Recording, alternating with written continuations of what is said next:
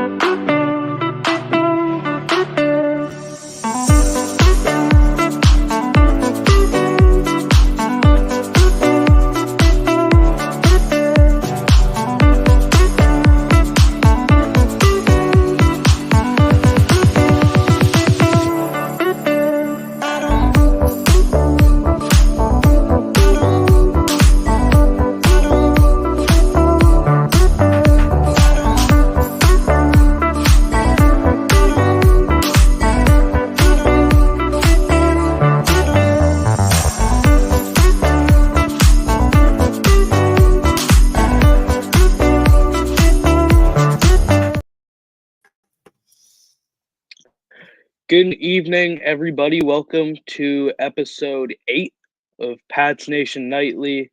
I'm Zach, as always, joined here by Ben. Ben, happy Wednesday. How are you doing? Happy Wednesday, Zach. Not a big show, not a whole lot of new stuff planned today. Mainly was sticking with the draft talk and some JJ McCarthy quarterback conversation happening, and obviously the favorite pro days and workouts, which are happening as we speak. Yep. So, let's just start off right there. JJ McCarthy, there were rumors over the last few days. I believe the report was was it Tony Pauline? Yeah. Or was it? Yeah. So, report from Tony Pauline that the Patriots, and more specifically Elliott Wolf, may have interest in drafting JJ McCarthy at pick 3. So I guess just what do you think about that? Apparently, Elliott Wolf might be pushing for McCarthy at 3, and that seems like a surprise to the general public. Yeah, look, the kind of same thing happened last year with Bryce Young. He kind of really spiked during the pre-draft process, and he was seen by many as, really smart during the interviews. Kind of like the team ownership and all these NFL decision makers fell in love with him, all sorts of that. And kind of the same thing is happening with JJ McCarthy. I mean, he was projected to go to the second round, even third round, 2 months ago. And all of a sudden he might go in the top 5, So you also have to realize there's a lot of behind the door conversations that are happening right now. Like agents are talking to reporters are talking to agents. How can I get my player out there so then we can get that player drafted higher? So there's a whole lot of that happening, right? So I don't know how much is just the agent talking versus, okay, NFL general managers actually think JJ McCarthy is a smart, he is a capable quarterback and he is top 10 talent. Yeah, it's just so abrupt, seemingly. Like you said, he's gone from a second or third round talent to now seemingly everyone thinks he's a top 5 pick. And whether that is deserved or not, I'm not an NFL scout or a GM or anything like that, but still, it seems kind of interesting. I'm not in love with the idea of drafting him at 3 because at 3 you're gonna have one of Drake May or Jaden Daniels on the board. And maybe if you think you can trade down and get JJ McCarthy at pick 11 with the Vikings, maybe you do that, but that doesn't seem like a realistic possibility at this point. Yeah, it doesn't. And if the Patriots would want to trade back, then they're trading with a team who will be selecting a quarterback. So you also have to keep that in mind, right? If you're at 3 and you trade back, you're not getting Drake May or Jaden Daniels, obviously. But you might also not be getting JJ McCarthy. If you trade back with the Giants at 6, I think, does Vegas have 8? Vegas has 8, right? So. Yeah. Yeah. So if you trade back with Vegas at 8, then the first 4 picks are probably going to be quarterbacks. Bears, Washington, and then you have Vegas if they trade in, and then Minnesota's probably going to trade in. with the Cardinals, or there's been lots of reports that Arizona is going to trade. So if you're trading out of the first 5 picks, you're probably not going to get the top 4 quarterbacks, and you're going to have to move to another plan of getting a wide receiver or getting a tackle or a blue chip player with your other first round pick. So I don't love the JJ McCarthy pick, and I don't think it makes a whole lot of sense. I watched a whole lot of his tape, and I've always been higher on him than other people. I'm not as high as him as a top 10 pick, but I've always been really high on him. I think he has incredible leadership. I think the people who say he doesn't run the offense is not, they just taking that off of Instagram or TikTok or whatever. Andrew Luck played in the Jim Harbaugh run first offense, and JJ McCarthy put up better numbers than him in college. Not comparing the two quarterbacks at all, two very different quarterbacks. But to say that JJ McCarthy is, a bad quarterback because he just hand off the ball, that's, incredibly false. He led his team through adversity to a great record, went all the way, won the Rose Bowl, then all the way to obviously the national championship. Michigan's offense is also really advanced, right? Some of these offenses, Oregon's offense is really simplistic. It's built up with a lot of quick passes and screens. Michigan's offense, you got to drop back. You got to throw the ball in 3rd and 8. You got to throw the ball in 3rd and 5. And not to say that Michigan has a lot of weapons. They have a great offensive line. Roman Wilson, obviously. But you also have to look at these other quarterbacks. They also have weapons too, right? Penix has his 3 receivers led by Romeo Duze. Caleb Williams has Brendan Rice and Marshawn Lloyd to lean on.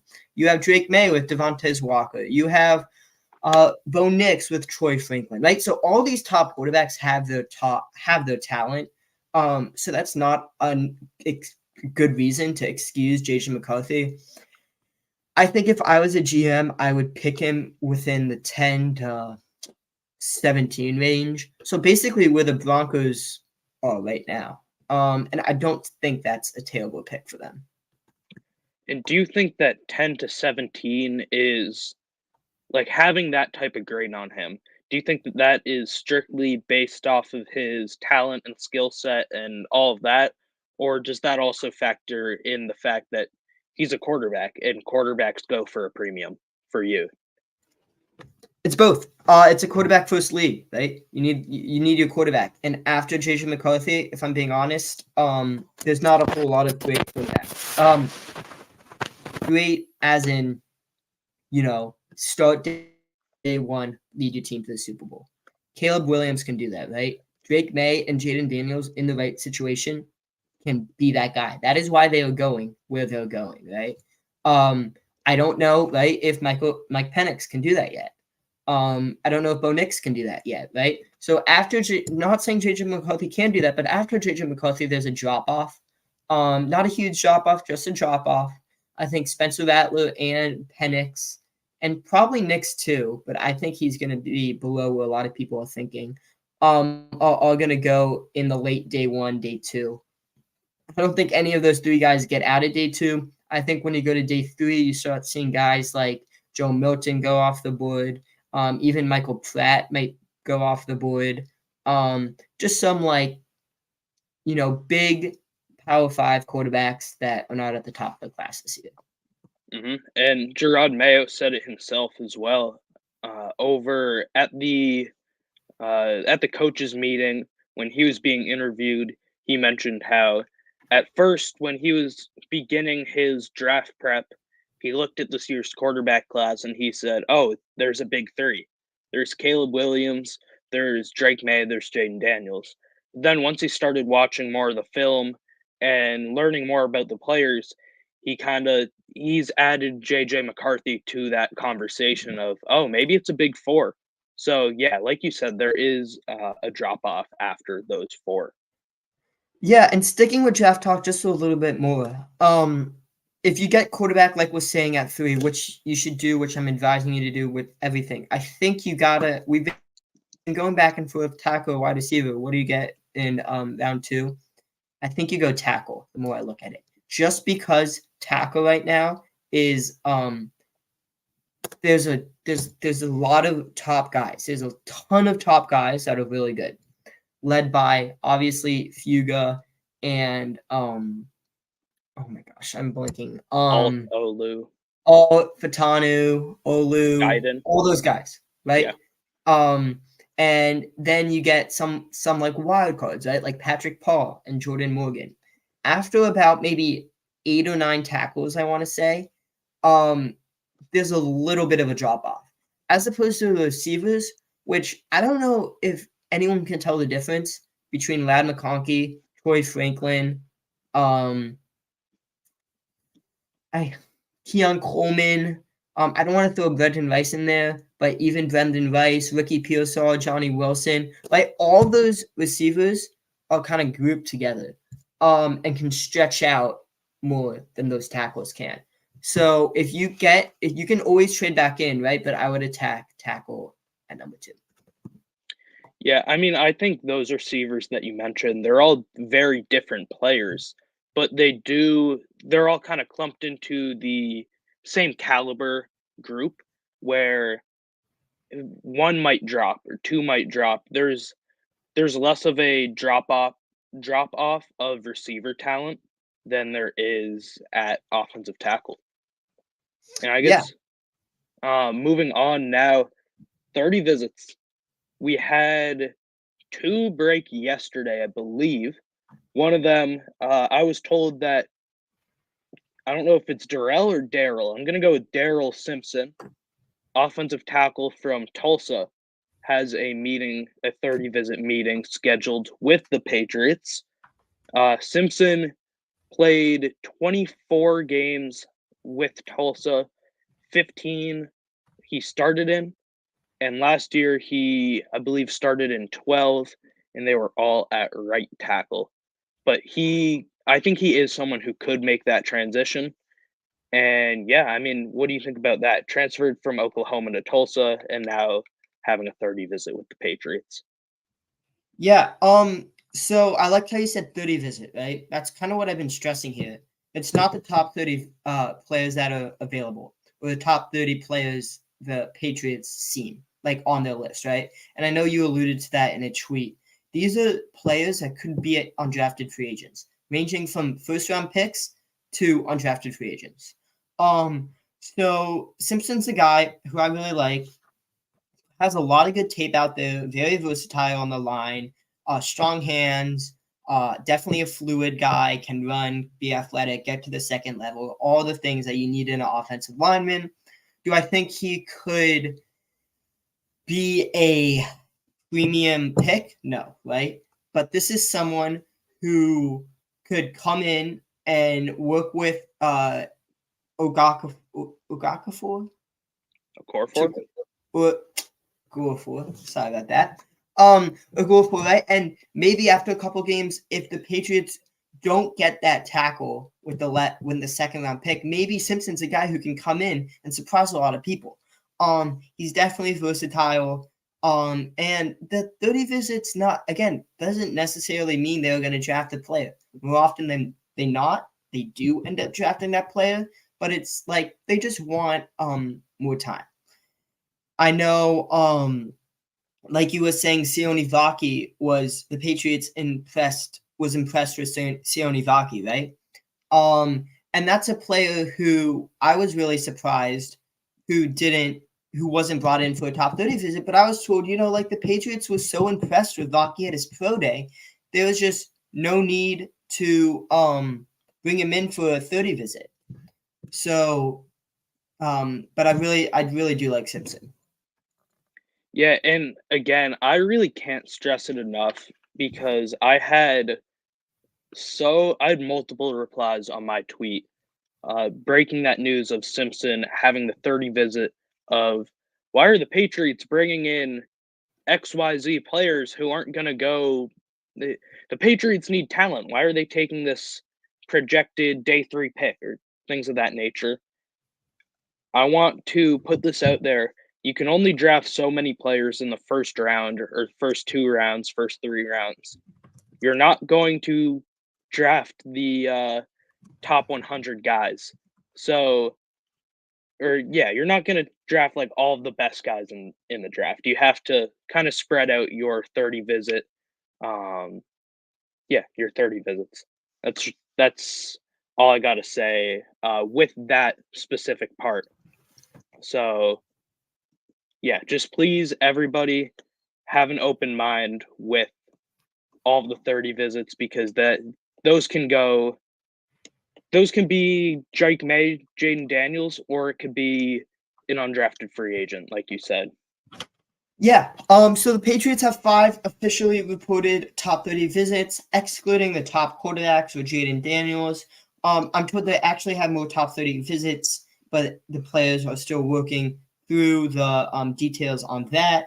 Those visits include wide receiver Javon Baker, offensive tackle Darrell Simpson, like we just said, linebacker out of Mississippi State, Nathaniel Watson, offensive tackle out of BYU, Kingsley Samamatia, and cornerback also reported yesterday, I think by Ryan Fowler, if I'm right, that the Patriots are also bringing in defensive back DeCamrion Richardson. So Richardson's a player, very lengthy, a guy who I really like. He was a 2-year starting quarterback, and he's definitely someone who can be on the outside as a tackler. He has top end speed too, and he just plays again very athletic, very tall, very physical. Just some of his weaknesses on my report that I did on him. He kind of needs to be a little better in press coverage, right? And he's just a little too slow on his transitions. But besides that, really a good guy, can be anywhere in the middle rounds for the Patriots. And yeah, so 25 more visits for the Patriots. They can take up to 25 more visits. Their local pro day will be happening tomorrow, April 4th. The local pro day is when people who kind of go to school around New England or graduate high school around New England can come in and the Patriots can work them out, right? And it doesn't count against the top 30 visits. So there's a bunch of guys. I think there's been, I don't know, 9 or 10 reported guys. I've reported a bunch of them, but there's a lot of players ranging from the defensive side to the offensive side, tackle, defensive tackle, special teams, everyone. So after that, follow along. There should be some reporting on that. Yeah, for sure. And local pro days are usually better for late round undrafted free agent caliber players, but it's still important to keep an eye out on those guys because that's who's going to fill the roster. Yeah. I've said it a few times already in previous shows, but the Patriots have 20 open roster spots right now and only 8 or 9 draft picks. I think 8 draft picks. So they're going to have to pick up a lot of undrafted free agents, and that's the type of players who you're going to be bringing in for local pro days. Yeah. It's exciting time. And everything should be taken with a grain of salt, right? The teams end up meeting with a bunch of people, whether that be at the All-Star game, whether that be at 55 people. Zach just told me 55 people. The page. No, Ben. Excuse me. Bad timing. I'm sorry, guys. Anyway, excuse that. The Patriots, meet with a lot of people, whether that be in the Senior Bowl or whether that be in any of the All-Star games or even at the pro days, right? They meet with a bunch of these people, and everything should be taken with a grain of salt. Moving on from some of that pro day talk, big move happened in the NFL today. Stefon Diggs this morning, Adam Schefter of ESPN reporting that the Houston Texans are trading a second-round pick for Stefon Diggs and a couple more draft picks on top of that. Texans are doing it right, This is the luxury of having a rookie quarterback because CJ Stroud is getting paid the minimum on a rookie contract, and you can build and bring in all these guys around him and build that a Super Bowl caliber roster. It's going to be interesting to see who the wide receiver, who is out in that wide receiver room, who's the odd one out, right? You have Nico Collins, you have Tank Dell, you have now Stephon Diggs. So those are 3. Then you have John Mechie and Robert Woods. That's 5. Robert Woods and John Mechie, like those are 2 players that the Patriot, like that would help their room out, you know? That's a wide receiver 2 or 3 that could help improve the Patriots wide receiver room. So I'm going to be interested to see if New England gives them any calls for their receivers. I remember when every Patriots fan wanted to take John Mechie. Those were Yeah. great times. But yeah, Stephon Diggs out of the AFC East. The Bills have gotten pretty significantly worse in the last few months. They have lost a lot of their key pieces. They honestly, they might have a worse wide receiver room right now than the Patriots, which is kind of crazy. But yeah, I mean that team has gotten a lot worse. The Patriots are probably not in the contending area for the AFC East, but the AFC East did just get a lot more open. Bills could always draft somebody at 25 who ends up being the next Stephon Diggs or Justin Jefferson or whoever it may be, but it's not looking great for the Bills right now, which is great for the Patriots. Yeah. They're probably going to be taking one of those Texas receivers as my pick, Adonai Mitchell or Xavier Worthy with 25, but they're definitely getting that wide receiver. Yep. So that was big news. And I kind of just want to move back into kind of like the Texans rebuilding the right way, right? And you kind of saw this a little bit with Tampa Bay. After they lost Tom Brady, it took a year to get back into contention, right, with Baker Mayfield. And you see them now, like they just kept everyone. They kept Mike and Evans. They just traded for Jeffrey. Who did they trade for? Sorry, it's I don't even remember. We're not Tampa Bay reporters. It's all right. They just got someone. Hold the phone. I want to get this right. They just got someone. I'll take over for a second while you try to find it. But Randy yeah. Gregory. Sorry about that. Oh yeah. Anyway, so they got him, right? So they're doing it the right way. And the Texans are too. So the Patriots haven't been to the playoffs since 2019. They haven't won a playoff game since 2019. I'm going off the rails right here. They haven't won a playoff game since 2019, haven't been in the playoffs since 2021, and you're basically throwing the last 3 seasons out the window. Not literally, but kind of figuratively, right? You restarting with a Patriots quarterback, a new rookie quarterback, and you kind of have to start from fresh. You have a whole new set of coaches. The Patriots could have started their offseason workouts 2 days ago on Monday. Gerard Mayo chose not to get the new coaches together to kind of build chemistry, which is fine, right? I have no like opinion on that. That's fine. Mm-hmm. But they have a ton of new coaches, 20 plus coaches. So it's definitely going to be interesting to see if the Patriots can now put to rebuild kind of the right way. And the Patriots are in, I don't want to say the exact same situation as the Texans were in last year, but they are in a somewhat similar situation where they have a somewhat competent team, but a lot of holes and a massive hole at QB. But they also have a top pick. So if you get that guy who, for the Texans, it ended up being CJ Stroud.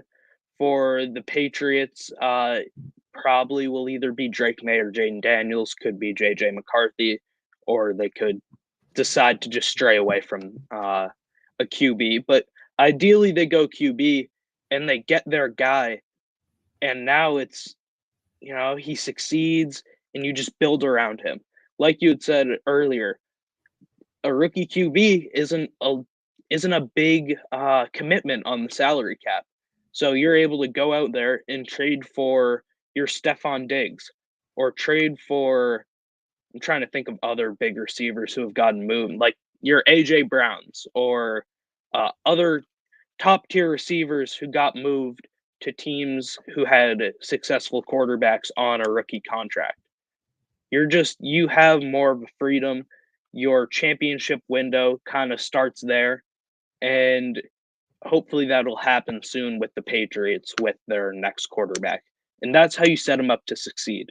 And that's why Mac Jones didn't, kind of fell off after that rookie year because he wasn't really put into a situation to succeed.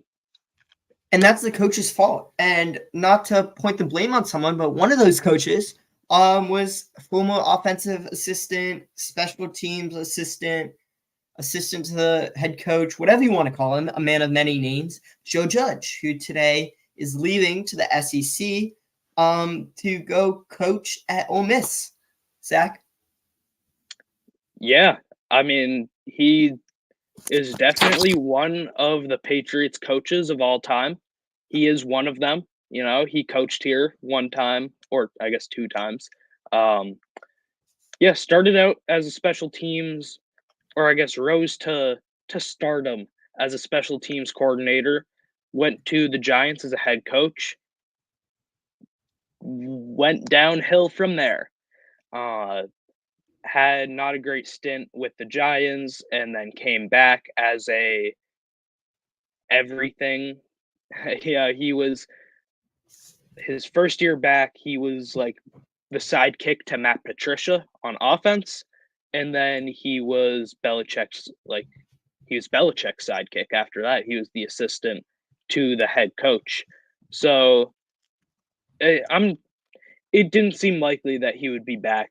I don't mind him going to Ole Miss. It's not a big deal, in my opinion, for the Patriots. Yeah, couldn't have said it any better myself. So like we said in the beginning of the show here, it's not going to be a totally long show. We'll probably be live for another 6 or 7 minutes, probably around there.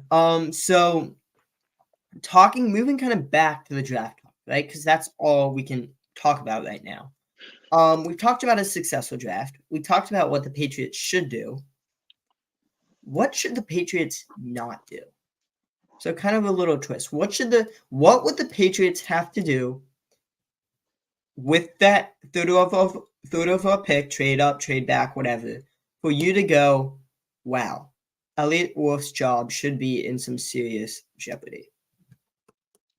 I might have people come after me for this one, but I would say drafting Marvin Harrison Jr. at 3.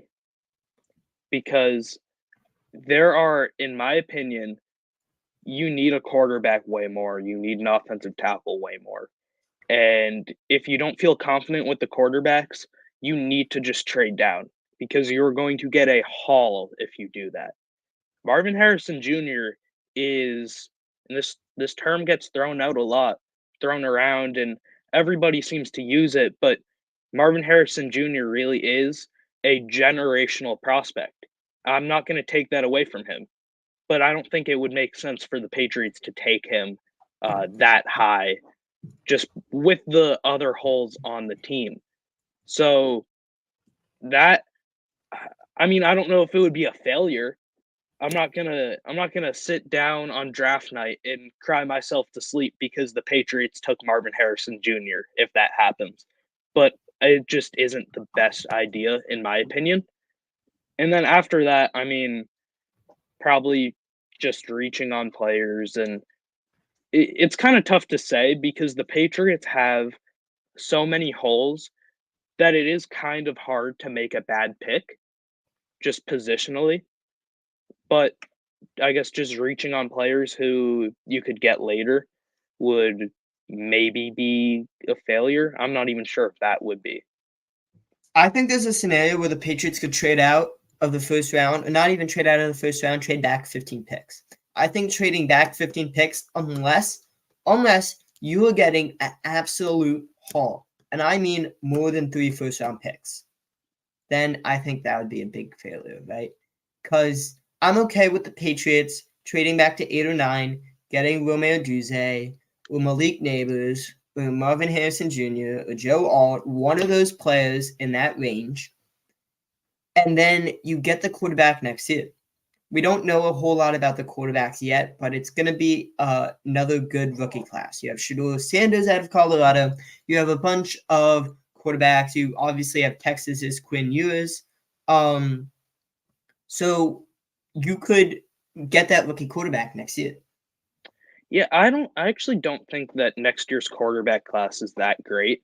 But going back to what you said with the first round picks thing, I do think four first round picks is a somewhat realistic haul for not in one trade, but for trading down that many places because you could trade down with the Vikings, get 11, 23, and a future one, and maybe a third rounder after that. And then you could trade down again from 11 to, let's say, 18 to 20 range. And I think that would also get you an extra first round pick. So you are missing out on that blue chip type player, but you're getting 4 first round picks for it. I do think that that is a somewhat realistic haul. Yeah. And hopefully we get some more clarity on the quarterbacks coming up. It should take a little bit. Obviously, they still have the senior season to play, but we'll obviously talk about that as more go on. It's going to be a quick show today, just 31 minutes so far, and 36 seconds is the running time. We have some exciting news. I'll kind of introduce Zach to say the news. Like we said every episode now, every Friday we will be having a guest on. The last 2 guests have been great. We've had PGS Nest, and we've had Los Talk Pats Carlos on. Andrew and Carlos have been great. We've had a lot of fun in them. The Friday episodes are always fun because it's Friday, weekend, guest, something to look forward to. This week, we are transitioning kind of to the beat now. We've been doing a little, I don't want to say fan pages, but we've been doing fan accounts, right? 2 fan accounts. And now we are going to someone who gets money. This is her job, right? To cover the New England Patriots. So, Zach, who are we going to have on? That's a fun way of saying it. Yeah, we're moving on to someone who gets money. But we are going. Yeah, it's a job, Oh no, I get what you mean. But yeah, we are going to have one of the best in the business, in my opinion, the one and only Sophie Weller, on this Friday at 5. Was it 5? 5 to 5:45. 5 to 5:45. So tune in. We'll be throwing that up on the Twitter a bit later, or I guess the X account a bit later. So tune in this Friday, 5 o'clock, and it's going to be a good time. Hey, Zach, if I'm not following the Twitter, what's the Twitter? Oh boy, Ben, do I have something for you. Let's see Look at this. Boom. Right there, guys. Follow the Twitter. I'm sure once we get to, let's say, I don't know, 500 followers, we'll do something good. We'll do something nice. But that's where you can find all the show information, everything right there. And yeah, Sophie's awesome. It's gonna be a great time.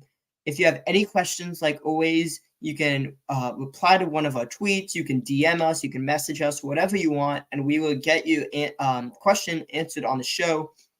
We're gonna have a great time Friday. It's 48 hours from now. But for now, that's gonna wrap up episode 8. I got it right this time. Yep. Zach and I. So we appreciate you guys for listening, and come back Friday. It's gonna be a really fun show, fun time. And yeah, that's all I got.